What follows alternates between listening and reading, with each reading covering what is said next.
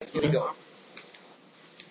Dr. Beck, let me ask you, what are the symptoms or illnesses which a person could have experiencing where there's definitely a red flag and maybe has been trying to treat them in any shape and form, but the illness obviously didn't go away or the symptom didn't go away?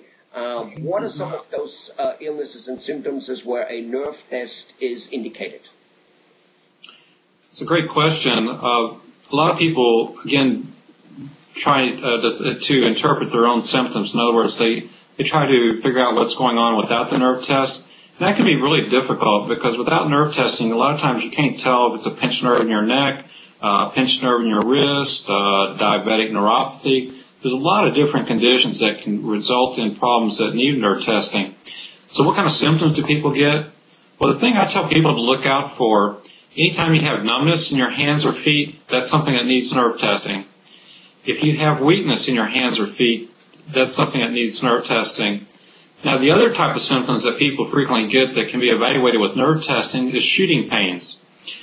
For example, if you cough or sneeze or tilt your head back and you get shooting pain down your arms or legs, it's very likely that you have a pinched nerve in your neck. Likewise, if you lean over or cough or sneeze and get shooting pains down your legs, you can also have a pinched nerve in your back, much like your neck. And these are all conditions that can be evaluated with carpal tunnel syndrome, be evaluated with nerve testing. And a common condition that we frequently see with nerve testing is carpal tunnel syndrome. So the symptoms, numbness, weakness, burning pains, shooting pains are all symptoms that could indicate some type of nerve damage, such as a pinched nerve in your neck, carpal tunnel syndrome, a pinched nerve in your elbow, or diabetic neuropathy. And all these can be successfully tested with nerve testing that we do here at the Valley Center for Nerve Studies and Rehabilitation. All right. Now let me ask you, what about the cramp? You know, like, your legs cramp up at night when you sleep, maybe? Is that something also? Possibly.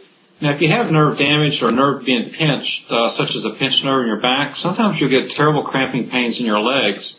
Now, the type of testing I do can't help identify restless leg syndrome, and a lot of people ask me that question. So if it is restless legs that you have, we won't be able to tell that on our machine. But if you have another problem that's acting like restless leg syndrome, such as a pinched nerve in your back, then we can certainly look for it with our nerve testing. All right. Now, are the symptoms which you described, the numbness, the tingling, the shooting pain, is there any type of the day, where there are more? I heard that it's very common when you sleep that certain things happen, and most of us hey, gee, maybe I need a nerve testing because every so often at night, obviously my hands do fall asleep.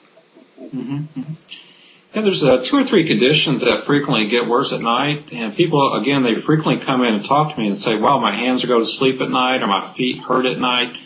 Carpal tunnel that we mentioned frequently gets worse at night, so people wake up shaking their hands, and they have numbness in the first 3 digits. That's the thumb, index, and ring or middle finger. Now, another condition that occurs at night is where you get the ulnar nerve compressed at your elbow. Now, that's where your funny bone is. It's that little rubbery thing right under your elbow there. And if you sleep on your back at night, frequently you'll put pressure on that nerve. Now, in this case, what will happen is your 4th and 5th digits will go numb. That's your ring and little finger. And so, again, people wake up with a numb hand, but it's going to be different fingers. The other condition that frequently gets worse at night is a diabetic neuropathy. And people often tell me that, gosh, when I lay down and go to bed at night, my feet start to kill me. The sheets hurt my feet burn, and I just don't understand why they get worse at night. And I don't really know why either, but that's really common with diabetic neuropathy, that people will note that their pain gets a whole lot worse. So you can have pain in your feet that gets worse at night from a neuropathy.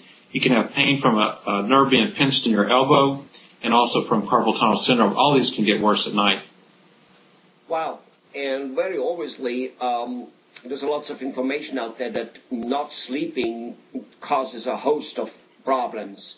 And if a person gets interrupted in his sleep over and over again, in fact, I do have a friend who happens to be, in fact, in the medical field, in the dental field, and and he has that problem, and he says it's really getting to him simply because, well, you wake up, you're more aggravated, you're more tired and exhausted, and yet throughout the day you have to be, in order to survive and in order to have fun and live life, you have to be at your best. So is that true? Do you see that with your patients?